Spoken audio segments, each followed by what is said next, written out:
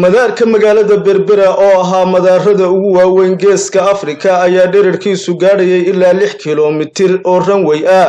waxaana dhismaha garoonkani hirgelisay dawladda dalka Ruushka sanadihii 1970 taasi oo ay saaxiibo dhow la ahaayeen dalkii la isku oran jiray Soomaaliya muddo kadib dhismaha garoonkani waxa ay dawladda Soomaaliya ka kireysay wadanka Mareykanka sanadihii 1982 ilaa burburkii dawladda Soomaaliya ayaana uu garoonkani maamuli jiray wadanka Mareykanku maxaa uu qabtay haddaba wadanka Mareykanku ee ay Soomaaliya weydaarsatay garoonkani qaybta labaad ee dekedda Berbera ayaa uu dhisay sidoo kale kaydka shidaalka ee Berbera ayaa uu qayb dhisay dhanka kale adeegyo horumarineed ayaa uu siin jiray wadanka Soomaaliya waxaana ay isweydiintu tahay maxaa ay Soomaaliland weydaarsatay saldhigga military ee wadanka Imaaraadka Carabtu ka dhisanayo magaalada xeebta Berbera oo dhul gaadhaya ilaa 40 kiiloomitir oo iskuweera loo xidhay taasi oo ay badiba dad shacabi dhulkaasi lahaayeen waxaana xusid mudan inay jireen boqolaal geed oo cagaaran isla markaasina ahaa dhirtii loo yaqaanay kulanka oo xooluhu daaqi jireen waqtiyada abaarta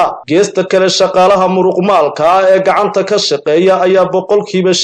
85 qaar ajaanibiya amaba aan dalka u dhalan taasi oo ka hor imanaysa xeerarka wadanka u yaala waxaana ay arintani u muuqataa mid ay wasaaradda shaqada iyo arrimaha bulshada ee Soomaaliland shaqadeedii gabtay isku soo wada duubo garoonkani ayaa boqolkiiba 70 shaqadii ka socotay ay dhamaatay taasi oo u muuqata mid ay rabaan wadanka Imaaraadku inay ku ilaashadaan mashaariicahooda ka socda geeska Afrika ee ay kamid tahay dekedda magaalada Berbera oo ay waqtigan gacanta ku hayaan walow aanay cadaynin Soomaaliland waqtiga rasmiga ah ee ciidamada Imaaraadka Carabtu ay garoonkani ka soo degayaan amaba ay imanayaan. Cabdiraxmaan Maxamed Cige, telefishinka caalamiga ee SABT magaalada xeebta Berbera.